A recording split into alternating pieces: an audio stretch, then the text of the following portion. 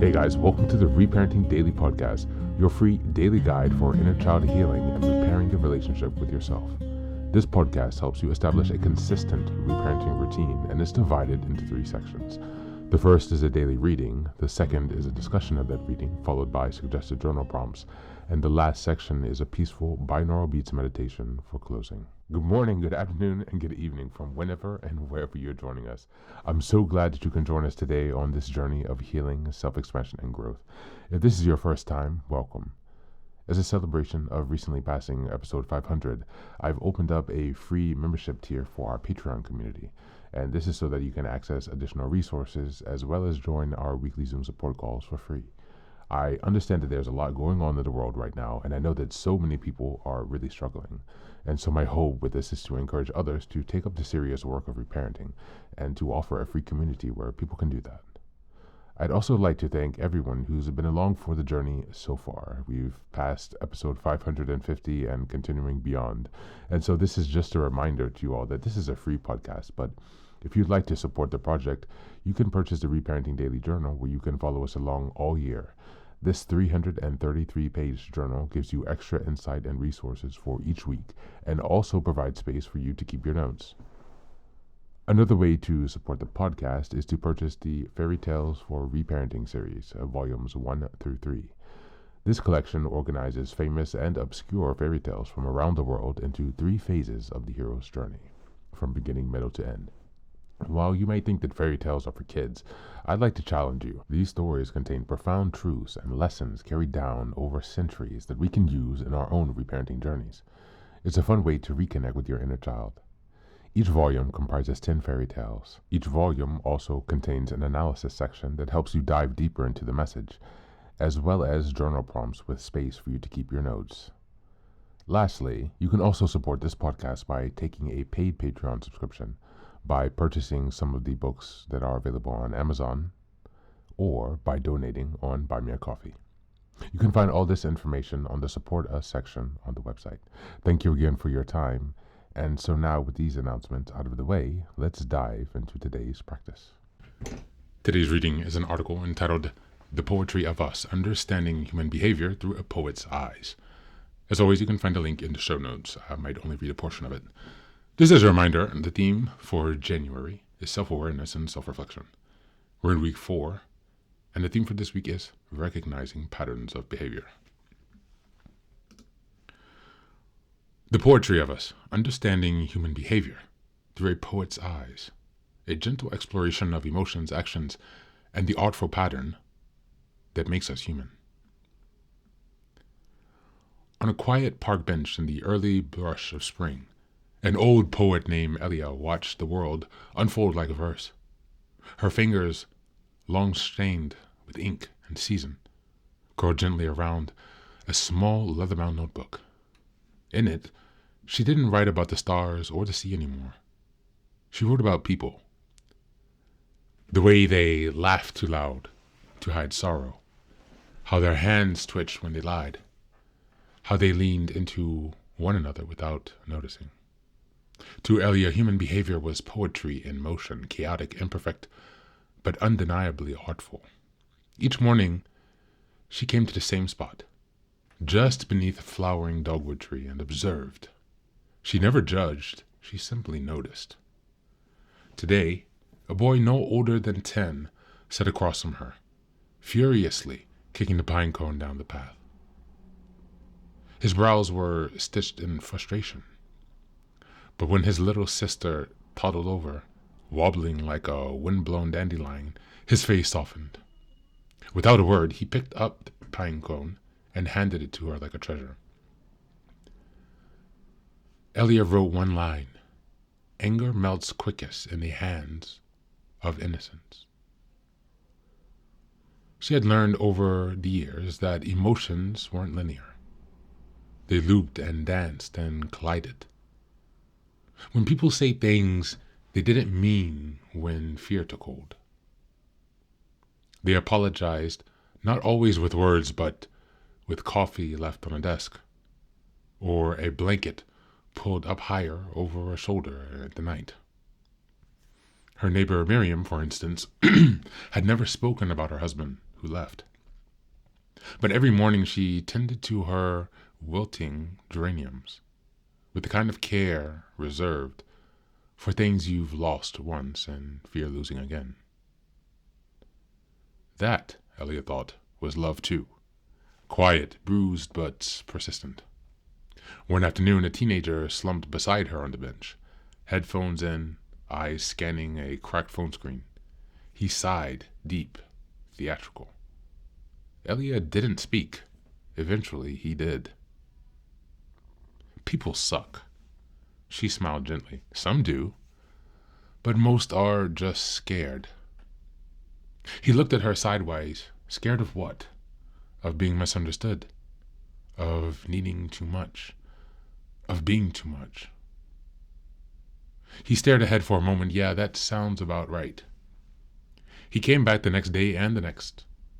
He didn't always talk, but when he did, he told her about the fight with his dad, the pressure at school, the way he missed his mom, even though she was technically still around. Elia didn't offer advice. She offered lines. One day you'll see that the silence isn't always emptiness, she said once. Sometimes it's just a space waiting to be heard. He wrote that down in his note app. As the season turned, Elia filled her notebook with these small human truths. No grand theories or psychological models, just moments. A woman stroking the collar of her absent dog's leash. A couple arguing with their backs still touching. A man rehearsing a proposal alone under the stars. She noticed how we seek rhythm in relationship, in daily rituals, in repeated patterns of hurt and healing. We chase comfort in the familiar even when it wounds us, and yet we are also capable of great rewritings. She once saw a man return every Sunday to the same tree, laying a single white lily on the ground. For months, he never missed a week. Then one day, he came with a woman by his side. They laid the lily together. When they walked away, they held hands. Elia wrote, "Grief does not leave us, it makes room." Over time, people began to know her, not in the way they knew friends, but in the way one knows a steady landmark, the lighthouse in the fog. They nodded, offered her pieces of their lives, small and broken and beautiful. A thank you letter was never sent, a fear confessed, a poem scribbled on the back of a grocery receipt. And Elia collected it all. Not to fix them, not to diagnose them, but to understand, to witness. Because to her, the poetry of us was not in the perfection of our actions, but in the way we tried, the way we failed and forgave, the way we yearned to be seen and held, even when we didn't know how to ask. In her final days, the boy with the pine cone, the teenager with the heavy sighs, the grieving man, and the couple, they all returned one by one. They sat by her side and read aloud from her notebook, her words born from their lives, looped back to them. In her final entry, she scrawled in slightly shaking hands. In her final entry, scrawled in slightly shaking hands, Elia wrote, "We are stories pretending to be skin. We are verses still unfinished. We are the poetry of us." And then she rested. And still, beneath the flowering dogwood, the bench waits for someone else to notice. Thank you, and that's the reading for today.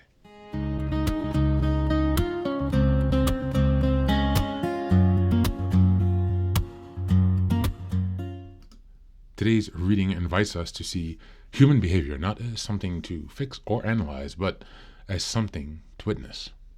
Through Elia's eyes, patterns of behavior reveal themselves quietly in gestures, silences, repetition, and soft contradiction. Anger dissolves in tenderness. Grief continues but changes shape. Love shows up sideways.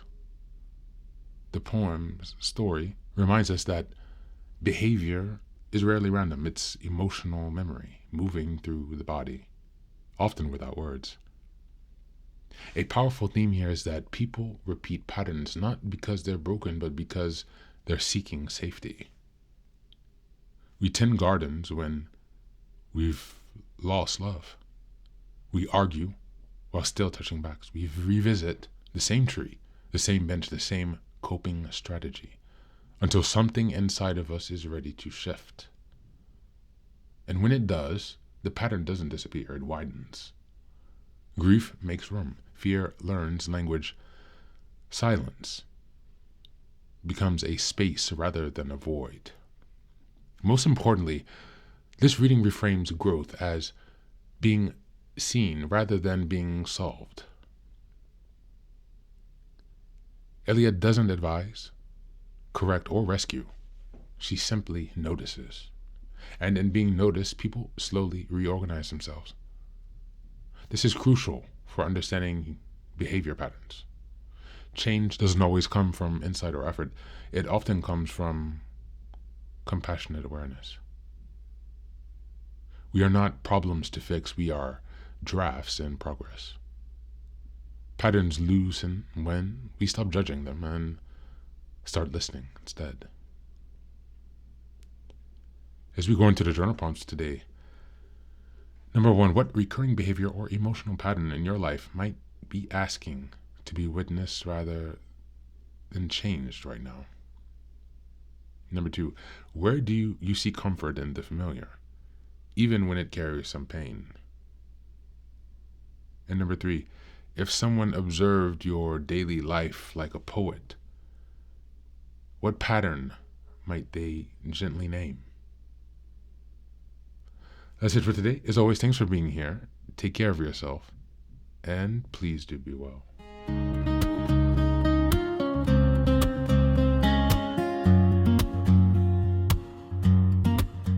Welcome back. Now, this is the third and final section of the daily podcast. This is your silent meditation. Please find a place where you can be comfortable and undisturbed, where you can relax and spend some time with yourself for this 10-minute silent meditation. You can choose to be sitting, standing, lying down, or in whatever position makes you comfortable today. Just take some time to listen to yourself. Next, be sure that you are taking some time to be with your breath to connect with your body. Don't be disturbed or overwhelmed by your thoughts. Simply allow them to pass. Just observe them. Do not engage with your thoughts. Only be mindful of them passing as if they are drifting down a river. Use this time to connect with yourself. Whatever time of day you are listening to this, Namaste.